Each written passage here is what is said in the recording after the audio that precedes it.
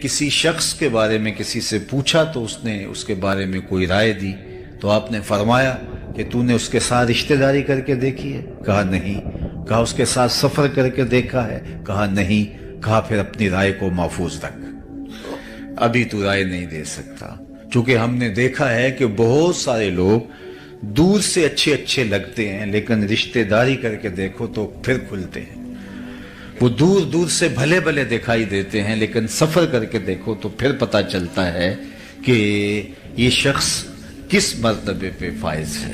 اس کے لہجے میں یوں تو برف تھی لیکن جو چھو کے دیکھا تو ہاتھ جل گئے۔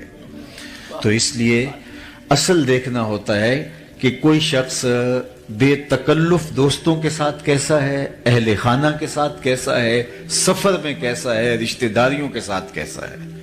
اب میسرہ جس نے سفر کیا ہے وہ اس انداز سے حضور کی سیرت کا نقشہ کھینچتا ہے کہ حضرت خدیجہ الکبریٰ حضور علیہ السلام کو اپنا سرتاج بنا لیتی ہیں، حضور سے نکاح کر لیتی ہیں، اور پھر انہوں نے حضور کو جب اور قریب ہو کے دیکھا اور نیڑے ہو کے دیکھا تو پھر حضور کی سیرت کا نقشہ ام المومنین حضرت خدیجہ الکبریٰ نے جو ہے ہمارے سامنے رکھا ہے۔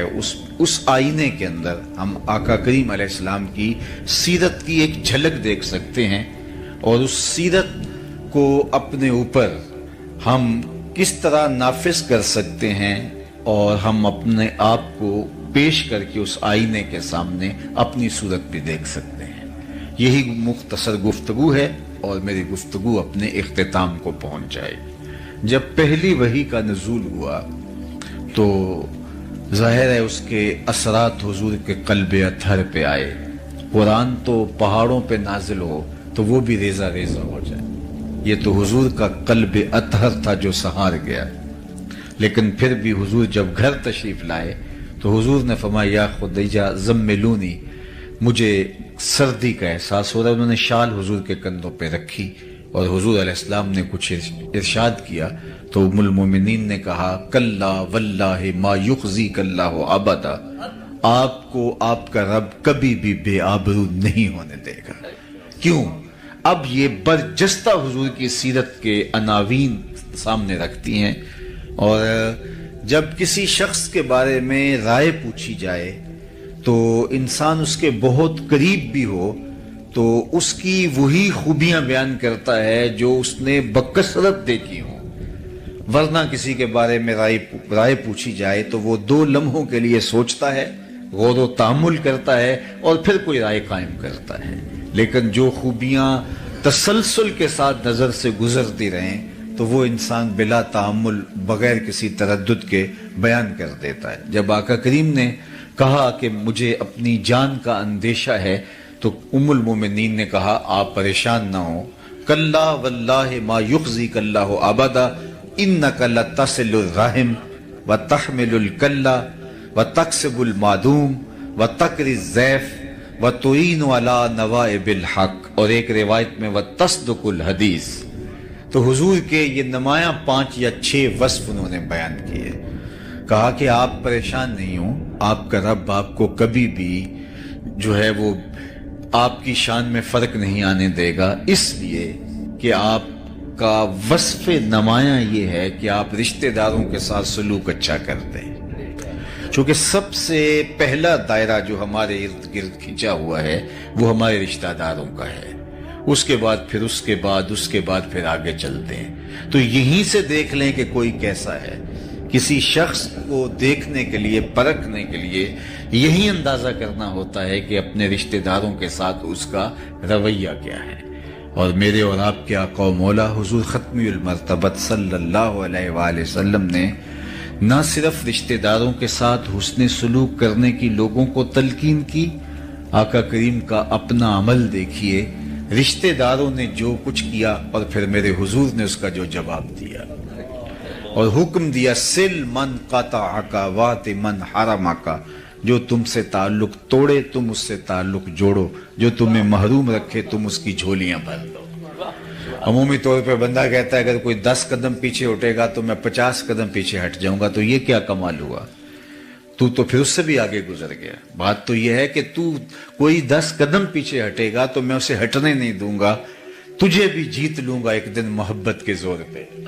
तो ये सिला रहमी है, जो शख्स ये चाहे, फरमाया मेरे और आपके आका और मौला हुजूर खत्मुल मर्तबत सल्लल्लाहु अलैहि वसल्लम ने, हमारे माँ बाप उन पे कुर्बान हो, जिंदगी गुजारने का ढब सिखाया, उस्लूब दिया। जो कोई चाहे कि उसकी उम्र में बरकत हो और रिज्क में इजाफा हो, वो रिश्तेदारों के साथ सलूक अच्छा करे।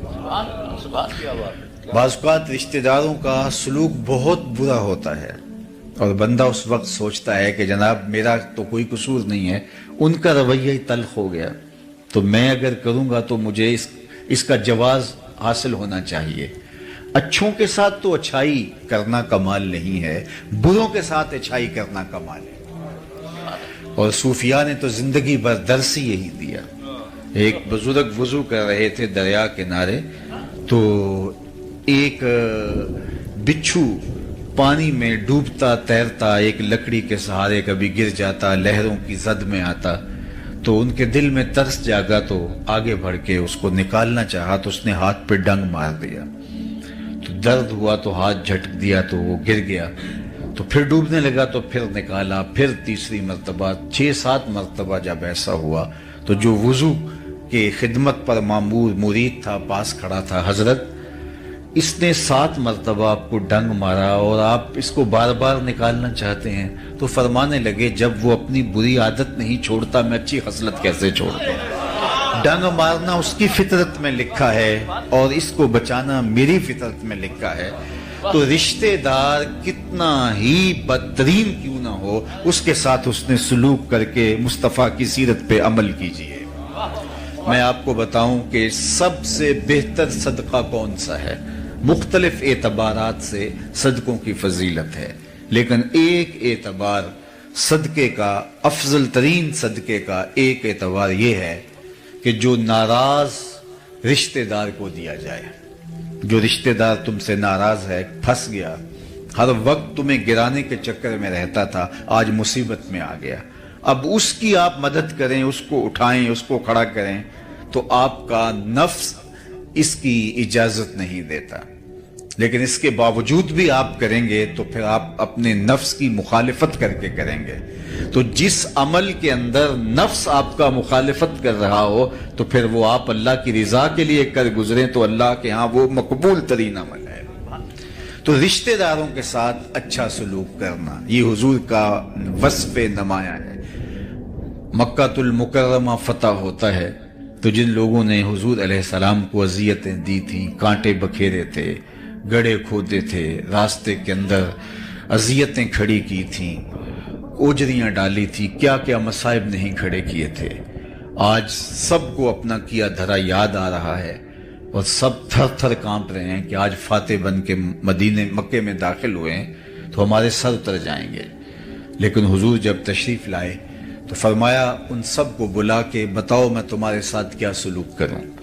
तो उन्होंने कहा कि आप करीम बाप के करीम बेटे हैं, तो हम आपसे खैर की तवक्को रखते हैं। और उनका ख्याल ये था कि गर्दनें उतरने से बच जाएं तो ये भी बड़ी बात है, शहर बदर कर दिए जाएं और सजा दे दी जाए, लेकिन जान बख्शी हो जाए। और उन्होंने कहा कि आप करीम बाप के करीम बेटे हैं, हम आपसे खैर की तवक्को रखते हैं। तो मेरे और आपके आका मौला ने जो जवाब दिया, उनकी आंखें खुली की खुली रह गईं। उनको ये तवक्को नहीं थी जो हुजूर अलैहिस्सलाम ने फरमाया, इज़हबू अंतुमुत तुलका, जाओ तुम सब आजाद हो। और आज मैं तुम्हें वही कहूंगा जो मेरे भाई यूसुफ ने अपने भाइयों से कहा था, ला तसरीबा अलैकुमुल यौम, अल्लाहु अकबर। तो ये था हुजूर का रवैया, ये था हुजूर का रिश्तेदारों के साथ उसने सलूक। खून के प्यासों को कबाएं दी, अल्लाहु अकबर। और फतह मक्का के मौका पर आप तारीख पढ़ें, कुछ लोगों के बारे में हुजूर ने माफ़ी नहीं दी। ये वो बदतरीन लोग थे कि जिन्होंने बहुत अजियत पहुंचाई थी। उनमें इब्ने खुतल था, उसकी लौंडियाँ जो है वो अर्नबा और इस तरह और कुछ लोग थे। एक शायर थे काब बिन जुहैर, तो उनके बारे में भी सख्त हुक्म दिया, मन लक़िया मिनकुम काब बिन जुहैर फलयक़्तुल हो, तुम में से किसी को भी काब बिन जुहैर मिले तो उसे छोड़ना नहीं, उसे कत्ल कर देना है। सख्त हुक्म दिया हुजूर ने। अब इब्ने खुतल भी मारा गया, काबे के पर्दे में छुप गया था, वहां से निकाल करके चाहे जमजम اور مقام ابراہیم کے درمیان اس کو کاٹا گیا اور باقی اس کی لونڈیوں کو بھی، لیکن یہ بھاگ گیا۔ تو اس کے بھائی نے اس کو پیغام بھیجا کہ تو حضور علیہ السلام کے غلاموں کی نظروں سے کب تک بچتا رہے گا؟ آخر کسی دن تو ان کے ہتھے چڑھے گا اور وہ تجھے چھوڑیں گی نہیں، چونکہ تیرا مشخص کر کے نام حضور نے ذکر کیا ہے۔ گلی گلی میری یاد بچھی ہے، پیارے رستہ دیکھ کے چل، مجھ سے اتنی وحشت ہے تو میری حدوں سے دور نکل۔ کدھر بھاگے گا؟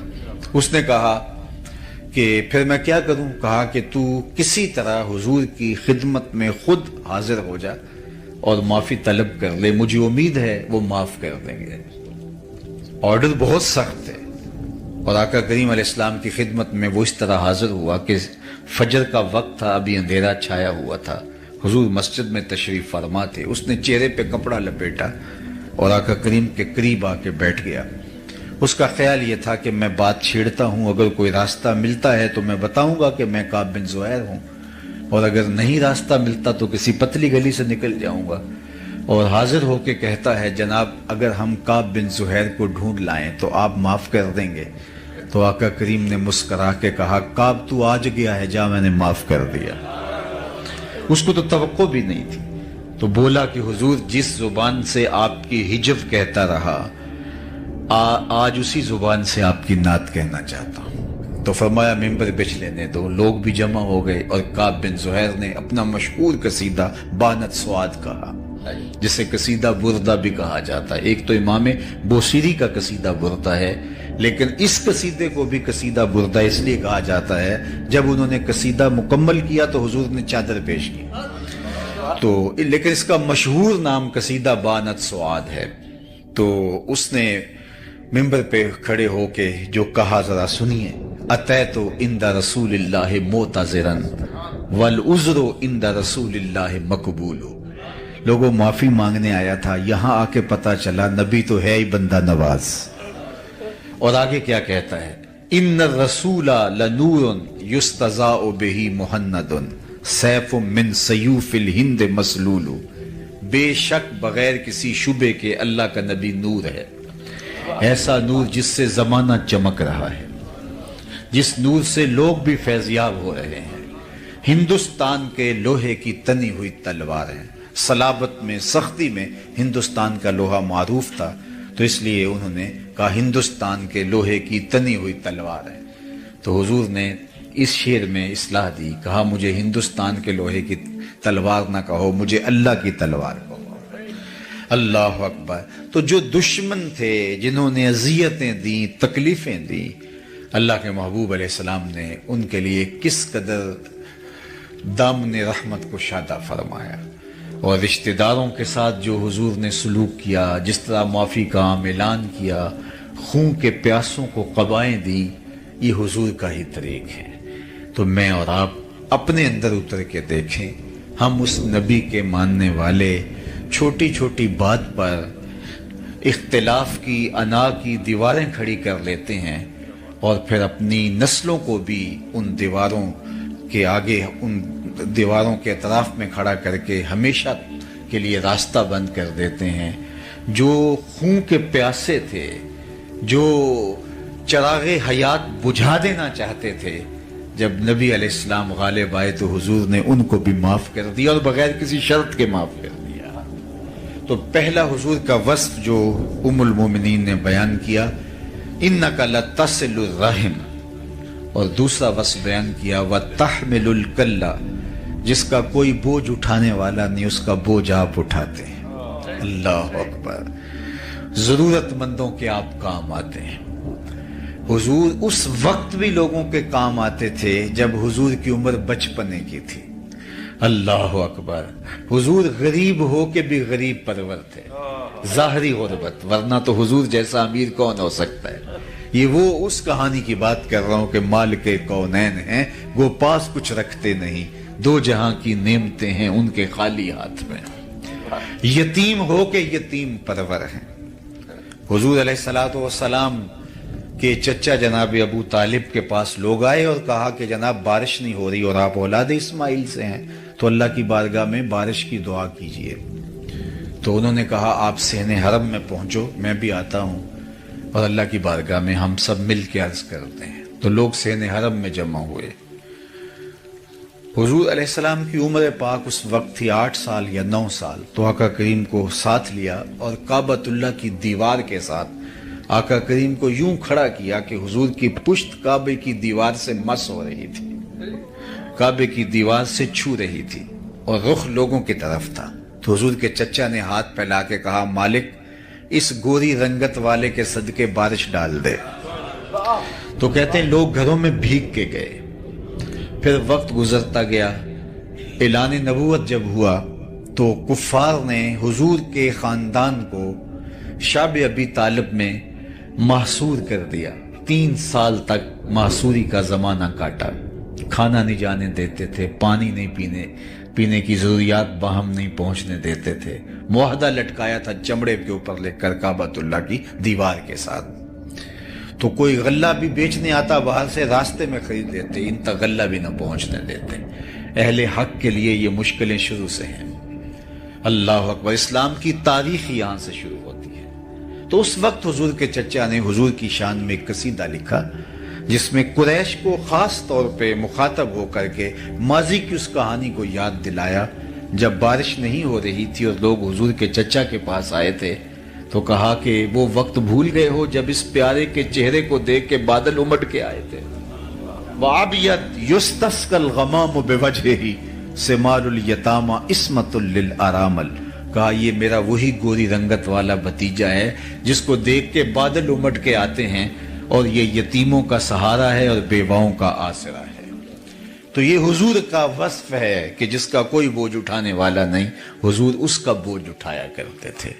وَتَقْسِبُ الْمَعْدُومِ، حضور کا وصف بیان کیا گیا جس کا کوئی کمائی کرنے والا نہیں ہے، حضور اس کے لیے کمائی کرتے ہیں۔ اپنے لیے جینا یہ کون سا کمال ہے؟ یہ بات ذہن میں رکھیے کہ رزق کمانا 3 نیات کے استحضار کے ساتھ عین دین ہے، اگر وہ رزق حلال ہو۔ اور اگر وہ رزق حلال نہیں ہے تو نیات جتنی بھی اچھی ہوں پھر بھی بربادی ہے، یا جو ہے وہ رزق حلال ہے لیکن نیات اور ہیں جن کو شریعت نے پسند نہیں کیا تو پھر بھی سراسر بربادی ہے۔ ہم اس دنیا کے اوپر اللہ کی معرفت حاصل کرنے کے لیے آئے، ہمارا مقصد تخلیق اللہ کو پہچاننا ہے، اور اگر ہم یہ نہیں کر پاتے، من کانا فی ہذہ اعمی فہو فی الآخرۃ اعمی واضل سبیلا، جو اس دنیا میں اندھا رہا کل قیامت کے دن بھی نابینا اٹھایا جائے گا۔ اس سے ان آنکھوں کی بے نوری مراد نہیں ہے، دل کی بے نوری مراد ہے۔ اسی لیے اقبال نے کہا تھا، دل بینا بھی کر طلب خدا سے، کہ آنکھ کا نور دل کا نور نہیں، آنکھ کا نور اور ہے، دل کا نور اور ہے۔ ہم تو ایک مشق کر رہے ہیں کولو کے بیل کی طرح، صبح اٹھے کام پہ چلے گئے، شام آئے، سویر سے شام وظیفہ حیات یہی ہے۔ اکبر الہ آبادی نے اپنے زمانے میں کیا خوب کہا تھا، کیا بتائیں احباب کیا کار نمایاں کر گئے، بی اے کیا، نوکر ہوئے، پینشن ملی اور مر گئے۔ زندگی یہ نہیں ہے، زندگی ایک مقصد کے ساتھ جڑی ہوئی ہے، ہم یوں ہی آئے نہیں ہیں۔ اگر رزق کمانا ہی مقصد حیات ہے تو یہ تو چیونٹی بھی کماتی ہے، صبح اپنی بل سے نکلتی ہے، کسی کو ضرر نہیں دیتی، رزق اکٹھا کرتی ہے، برسات کے لیے جمع بھی کرتی ہے، بچوں کا پیٹ بھی بھرتی ہے، اپنی ضرورت بھی پوری کرتی ہے۔ پھر کیا فرق ہوا ایک چیونٹی میں اور ایک انسان میں؟ پرندے کتنا خوبصورت گھونسلہ بنا لیتے ہیں، اگر یہی وظیفہ ہمارا ہے تو کیا فرق پڑتا ہے ہم اور ان کے درمیان؟ ہم اشرف کاہے کو ہیں، ہم افضل کاہے کو ہیں؟ ہمارے سر پہ کرامت کا تاج کیوں رکھا گیا ہے؟ اگر وہی وظائف ہیں جو جانوروں کے ہیں، جو حشرات الارض کے ہیں، چوپایوں کے ہیں، وہی ہمارے وظائف ہیں، تو پھر کیا فرق پڑتا ہے؟ ہم اشرف المخلوقات کیسے ہو گئے؟ تو ہمارا کوئی اور وظیفہ ہے جسے ہم پہچاننا چاہیے۔ ہم اپنے لیے نہیں، اوروں کے لیے جیتے ہیں۔ تو 3 نیات کے ساتھ رزق کمانا عین دین ہے۔ سب سے پہلی نیت جو ہمیں مستحضر ہونی چاہیے، اپنے آپ کو سوال کی ذلت سے بچانے کے لیے رزق کمایا جاتا ہے، تاکہ میری ضرورت ظاہر ہے میرے ساتھ جڑی ہے، اگر کماؤں گا نہیں تو کسی کے آگے ہاتھ پھیلاؤں گا۔ تو اس لیے رزق کمایا جاتا ہے، تجارت کی جاتی ہے، مزدوری کی جاتی ہے، کاشتکاری کی جاتی ہے، ملازمت کی جاتی ہے، یا کوئی اور کام کیا جاتا ہے، تاکہ میں سوال کی ذلت سے بچ سکوں۔ دوسرا مقصد اپنے زیر کفالت لوگوں کی ضرورت کی تکمیل ہے۔ جو میرے زیر کفالت ہیں، بچے ہیں، بیوی ہے، والدین ہیں بوڑھے، اور اگر بہن بھائی ذمے ہیں تو ان کی ضرورت کی تکمیل کے لیے رزق کمایا جاتا ہے، چونکہ وہ ہمارے ذمہ فریضہ عائد ہوتا ہے۔ یہ دوسرا مقصد ہے۔ تیسرا مقصد رزق کمانے کا یہ ہے، اللہ مجھے اور میرے زیر کفالت لوگوں کی ضرورت سے زیادہ دے دے تو میں معاشرے کے ان لوگوں کی ضرورت پوری کروں گا جو کسی وجہ سے اپنی ضروریات کی تکمیل نہیں کر پاتے، کثیر العیال ہیں، اپاہج ہیں، کمزور ہیں، اور کوئی اور ان کو عذر لاحق ہے جس کی وجہ سے وہ اپنی ضرورت پوری نہیں کر سکتے۔ کہتے ہیں ان 800 احادیث کا میں نے ایک اور خلاصہ تیار کیا تو میرے پاس رہ گئی 4 حدیث۔ اللہ اکبر! یہ حضور کا نمایاں وصف ام المومنین حضرت خدیجہ الکبریٰ نے بیان کیا۔ جب نکاح ہوتا ہے حضرت خدیجہ کے پاس تو بہت سارا مال وہ حضور کی خدمت میں ڈھیر کر دیتی ہیں کہ حضور اب یہ میرا نہیں رہا، آپ کا ہے، اور آقا کریم اس میں سے 1 درہم بھی نہیں رکھتے، سب غریبوں میں بانٹ دیتے ہیں۔ اللہ اکبر! چوتھا وصف حضور کا بیان فرمایا کہ بتکر الضیف، آپ مہمان نوازی کرتے ہیں، اعلیٰ درجے کے مہمان نواز ہیں۔ اللہ اکبر! مہمان اپنی قسمت کا رزق ساتھ لے کے آتا ہے اور برکت چھوڑ کے جاتا ہے، اور اسی لیے جو ہے وہ یہ اچھا لگتا ہے کہ لوگوں کو کھلایا جائے۔ حضرت شاہ شاہاں، میر میراں، پیر پیراں، حضرت سیدنا شیخ عبد القادر الجیلانی علیہ رحمہ و رضوان فرماتے ہیں، آدھا فقر بھوکوں کو کھانا کھلانا اور برہنہ بدن لوگوں کو لباس پہنانا ہے، باقی جتنے بھی ریاستیں، عبادتیں، دیگر اعمال وہ آدھے میں آتے ہیں۔ تو اسی لیے وہ یہ پنجابی کا کلام پڑھ رہے تھے تو مجھے حوصلہ ہو گیا میں بھی کوئی پنجابی کا شعر پڑھ لوں، تو اس پر ہمارے پنجابی شاعر بابا بلے شاہ نے کہا تھا، اٹ کھڑک کے دکڑ وجے تتا ہوئے چولہا۔ وہ کھانے پہ لوگوں کو بانٹنے میں، مہمان نوازی کے حوالے سے انہوں نے قلم توڑ دیا، اٹ کھڑک کے دکڑ وجے تتا ہوئے چولہا، آن فقیر کھا کھا جاون راضی ہوئے بلا۔ تو فقیر کو اچھا لگتا ہے کہ اس کا لنگر چلتا رہے اور لوگ آتے رہیں اور کھاتے رہیں۔ تو کہا وَتَّقْرِ الضَّيْفَ، اور حضور کا ایک وصف بیان کیا ام المومنین نے، وَتَصْدُقُ الْحَدِيث، آپ ہمیشہ سچ بولتے ہیں، اور آپ کو عرض کروں یہ آپ سب جانتے ہیں کہ ابھی حضور نے نبوت کا اعلان بھی نہیں کیا، صادق اور امین پہلے کہلائے، یہ کردار ہے۔ میں یہاں آپ سے عالی مرتبت سادات کرام کی موجودگی میں عرض کرنا چاہوں گا، آپ میں سے کچھ لوگ بلڈر بھی ہیں، اگر کسی کو ٹھیکہ دیا جائے کہ یہ اتنا بڑا گھر بنانا ہے اور اس کی مدت دی جائے 1 سال، تو آپ کہیں گے یہ بہت مشکل ٹارگٹ ہے کہ اتنا بڑا گھر بنانا ہے، 6 کنال کا، 10 کنال کا، 1 ایکڑ کا، 2 ایکڑ کا گھر بنانا ہے اور 1 سال میں مکمل کرنا ہے، تو ہاں جی 1 سال میں کرنا۔ آپ کہتے ہیں ٹھیک ہے ہم کر لوں گا، اپنا حساب لا کے بتا دیتے ہیں، لیکن وہ آپ کو شروع ہی نہیں کرنے دیتا۔ 1 سال میں پہلے 8 مہینے وہ شروع ہی نہیں کرنے دیتا، تو آپ کہیں گے میرا وقت بیتتا چلا جا رہا ہے، آپ تو روز لڑیں گے۔ اب حضور کی ذمہ داری کیا ہے؟ هو الذی ارسل رسولہ بالہدی ودین الحق لیظہرہ علی الدین کلہ، پوری دنیا پر اسلام کو غالب کرنا یہ حضور کا کام تھا، حضور کی ذمہ داری لگائی رب نے، اور اس کے لیے ٹائم پیریڈ کیا ہے؟ 63 برس کل زندگی ظاہر حیات، لیکن 40 سال تک کام ہی نہیں شروع کرنے دیا گیا، 40 سال تک کام ہی نہیں شروع کرنے دیا گیا۔ اب ذرا دیکھیے، اور 13 سال مکے کے یہ بنیادوں کی کھدائی میں لگ گئے، صرف 10 سال حضور کو ملے، اور 10 سال میں بھی 27 جنگیں لڑی ہیں۔ آپ کے پتہ نہیں کیا دفعہ ہے، جو اقدام قتل کی دفعہ ہے ہمارے ہاں وہ ہے 302، تو ہمارے لوگ کہتے ہیں وہاں کہ اگر 302 کا ایک کیس لگ جائے کسی کے ساتھ، جھوٹا الزام بھی، تو آدھی زندگی کھا جاتا ہے۔ اگر کسی پر قتل کا الزام ہی لگ جائے تو آدھی زندگی وہ کھا جاتا ہے، اور یہاں میرے حضور علیہ السلام نے 27 جنگیں لڑی ہیں، ان 10 سالوں میں 63 برس کل زندگی کام کیا ہے؟ اتمام دین، اسلام کا غلبہ، اللہ اکبر. اور اس کے میں 40 سال تک اعلان نبوت بھی نہیں حضور نے کیا، اور 13 سال کھدائی میں گزار دیے. اب 10 سال کے اندر حضور علیہ السلام نے وہ کام کر دکھایا. لیکن آپ کہیں گے کہ 40 سال کام کیوں نہیں کرنے دیا، 40 سال کیوں نہیں آغاز کرنے دیا؟ تو آئیے وہ 40 سال کتنے اہم ہے.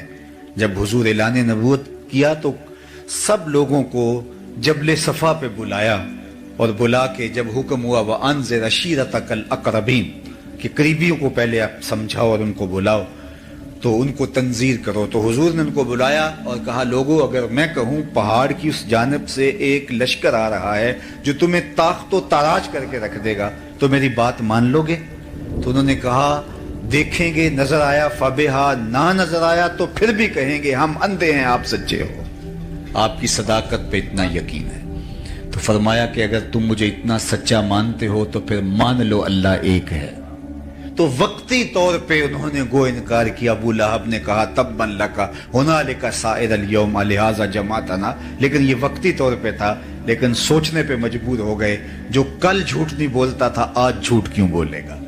تو حضور علیہ السلام کی دعوت کو مضبوط ان 40 سالوں نے کیا. تو اس لیے میں اور آپ دیکھیں کہ ہمارا کردار کیسا ہے. اس لیے میں کتنی بھی اچھی تقریر کر لوں، لیکن اگر میرا کریکٹر اچھا نہیں ہوگا، میرا کردار اچھا نہیں ہوگا، تو آپ کو وہ معلوم ہوگا. تو میرے لفظ آپ سنیں گے، اس کی شاید لذت بھی لے لیں، لیکن وہ آپ کے دل میں نہیں اتریں گے. لیکن میرا اگر کردار مضبوط ہے تو میرے لفظ اتنے مضبوط نہ بھی ہوں. اسحد بلال عند اللہ اشہد، بلال کا اسحد بھی اشہد مان لیا جاتا ہے. تو یہاں یہ نہیں دیکھا جاتا، کردار دیکھا جاتا ہے. اس لیے میرے حضور علیہ السلام ابھی اعلان نبوت نہیں کیا، ابھی پہلی وحی نازل ہوتی ہے. یہ حضور کی سیرت کی گواہی حضور کی زوجہ دے رہی ہیں. کہتے ہیں سارا زمانہ مان جائے، بیوی نہیں مانتی، گھر والی نہیں مانتی. لیکن یہاں کہانی دیکھیے کہ حضور نے جب کچھ خدشے کا اظہار کیا تو یہ زوجہ محترم بول رہی ہے انک لتصل الرحم وتحمل الکلہ وتکسب المعدوم وتقری الضیف وتصدق الحدیث. حضور آپ کی زبان سے کبھی ہم نے جھوٹ سنا ہی نہیں ہے. صادق بھی آپ ہیں، امین بھی آپ ہیں. قریشی مکہ نے حضور کو صادق اور امین کہا.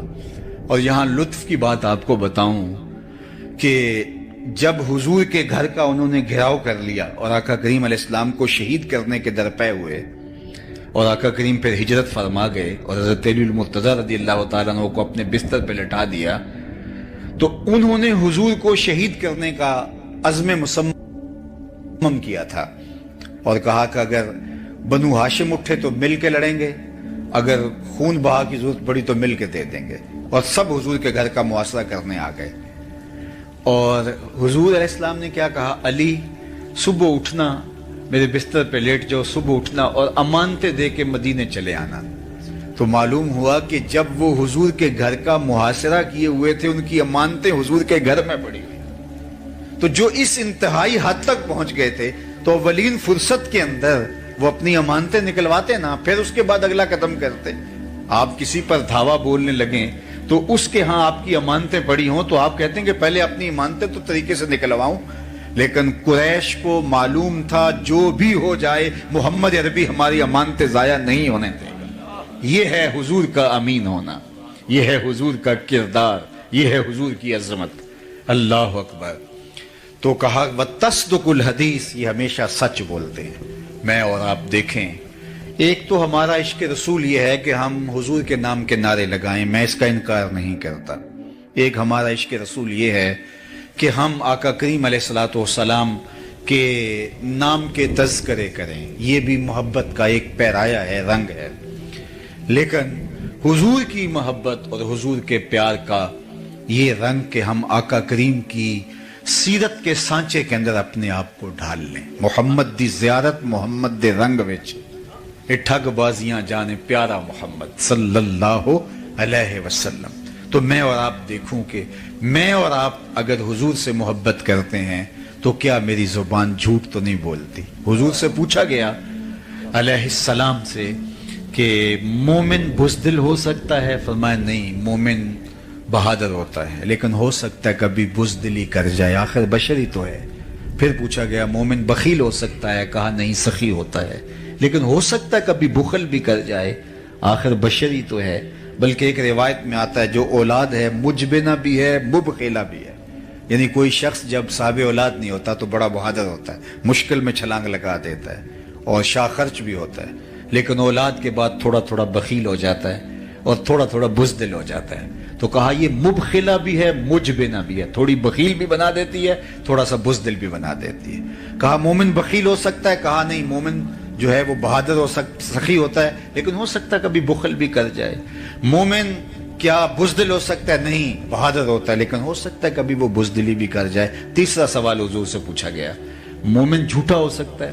حضور نے فرمایا جھوٹا نہیں ہو سکتا، یہ طے ہے مومن ہو اور جھوٹا ہو یہ نہیں ہو سکتا۔ اور میں اور آپ کہیں کہ اگر جھوٹ نہ بولے تو سودا ہی نہیں بکتا ہے، قدم قدم پہ جھوٹ بولیں تو پھر کس طرح ہم حضور سے دعوی محبت کر سکتے ہیں؟ تو مومن کی یہ شان ہے کہ جھوٹا نہیں ہوتا۔ تو آئیے میں اور آپ اپنے آقا کے اس وصف کو اپنے اندر اتاریں۔ میرے استاد فرمایا کرتے تھے یہ نہ ہو کہ لوگ تمہیں پوچھیں تم کون ہوتے ہو اور تم بتاؤ جناب ہم مسلمان ہوتے ہیں، یہ دیکھو مذہب کے خانے میں اسلام لکھا ہے۔ آپ فرمایا کرتے تھے صاحب نہ کسی کو پوچھنے کی نوبت آئے نہ تمہیں بتانے کی ضرورت ہو، تمہارا کردار ایسا ہو تم دور سے چلے آ رہے ہو، لوگ کہیں وہ دیکھو حضور کا غلام آ رہا ہے۔ نور آنکھوں میں تو چہروں پہ اجالے ہوں گے، مصطفیٰ والوں کے انداز نرالے، دنیا میں بھی ان کے دم سے مقدر چمکا، محشر میں بھی ان کی رحمت کے حوالے ہوں گے۔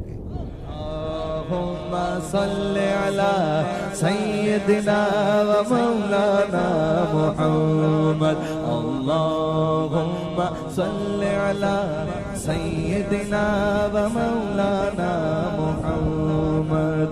اللہ کے شیر ہے در کرار پر درود، اللہ کے شیر ہے در کرار پر درود، اللہ کے شیر ہے در کرار پر درود۔ حضرت حسن حسین کے کردار پر درود، اللہم صلی علی سیدنا و مولانا محمد وعلی سیدنا علی و سیدتنا فاطمہ و سیدتنا زینب و سیدنا حسن و سیدنا حسین وعلی آلہ و صحبہ و بارک وسلم۔ زینب کی بارگاہ میں، زینب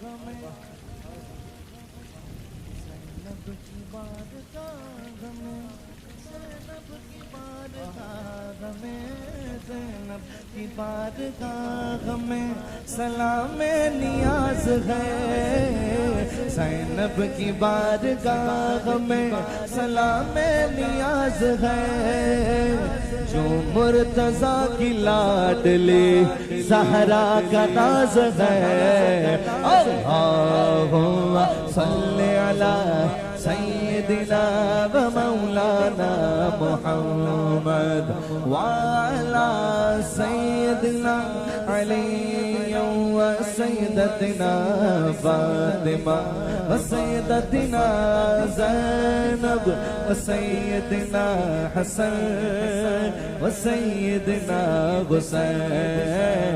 زینب کی بارگاہ میں سلام نیاز ہے، زینب کی بارگاہ میں سلام نیاز ہے، زینب کی بارگاہ میں سلام نیاز ہے، زینب کی بارگاہ میں سلام نیاز ہے، جو مرتضیٰ کی لاڈلی زہرا کا ناز ہے۔ اللہم صلی علی سیدنا و مولانا